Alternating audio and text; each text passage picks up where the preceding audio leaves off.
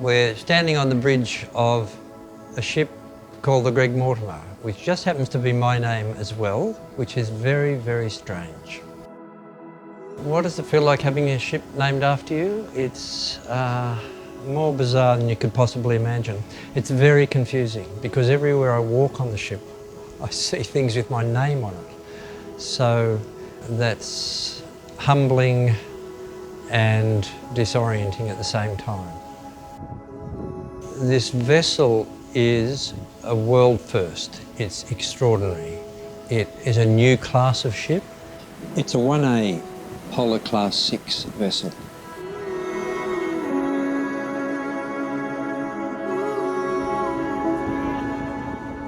We've just been from Tierra del Fuego to the Antarctic Peninsula, and now we're on the way back again. On the way down we had a blissful ride. Sweet as travelling on marshmallow. And then, on the way back, we got punched in the nose. We've seen 9-metre waves throughout the day. Very keen to see that moment, to see how the ship would perform, and it's beautiful. This ship did everything the designer expected of it and more.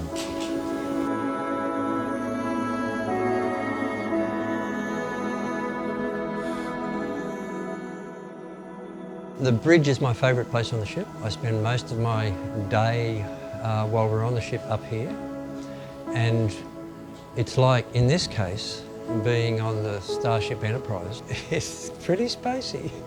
And of course, it's the engine room driving the ship, and here the skill of the ship crew comes to the pointy end of how the ship interacts with the rest of the world and the oceans. And so you can see it all unfold here. And very importantly, and critical to our expeditions, is this is open to all the passengers. We spend as much time as we can up here, and that's a rare treat. This is a ship's library, and it's a very intimate space. And in particular, I think it's a really beautiful space to get a sense of the quality of the vessel, the colours and the textures. It's soft, it's inviting to be in, and you can watch icebergs go by. As you can see, the walls at either end of the library have a collection largely of polar books. And then as we spread our wings throughout the world, it'll fill up with the rest of the world's books. Beautiful places.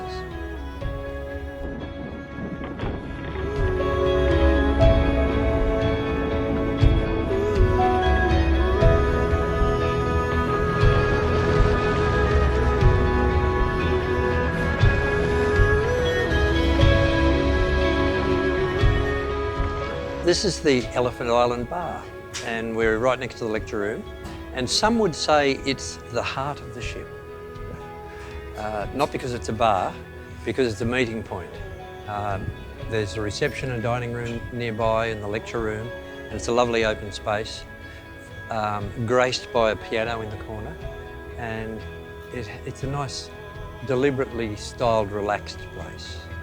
So, as you can see, it's a fairly slick, it's a sophisticated, relaxed place. Bearing in mind that we're not a formal company. It's a very fine space, but we might come in here after a landing in our long johns or our outdoor gear. And down the corridor you can see the main dining room, our dining room.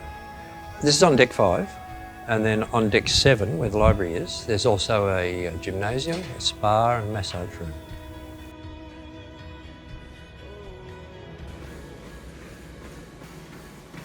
This is the ship's lecture room, and as you can see with the sun streaming in, it's a beautiful place with big windows, and we spend quite a bit of time in here learning about the Antarctic, for example, and having briefings about the places that we're going to go, and coming in and relaxing in the evenings and talking about what we've done. It's a vital part of the ship, and it's a very beautiful space, as you can see.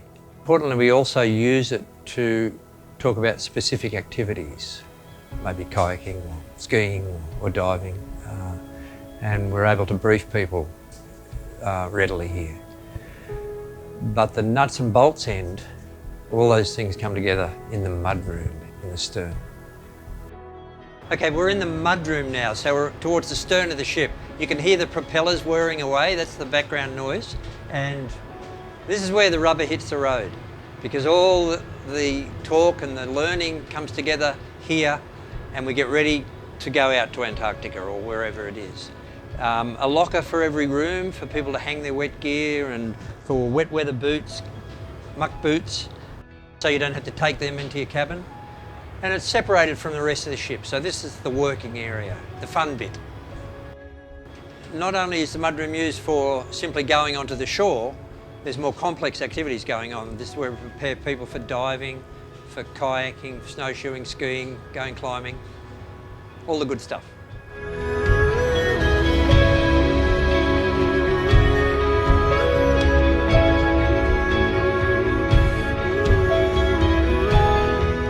What you see in the mudroom, in the design of the mudroom, and it extends throughout the ship, is a synthesis of 25 years of our experience.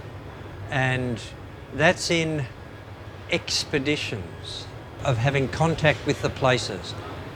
And dare I say it, as extraordinary as the ship is, for Aurora, it's all about the place. It's about getting out there in the place. That's what makes us tick.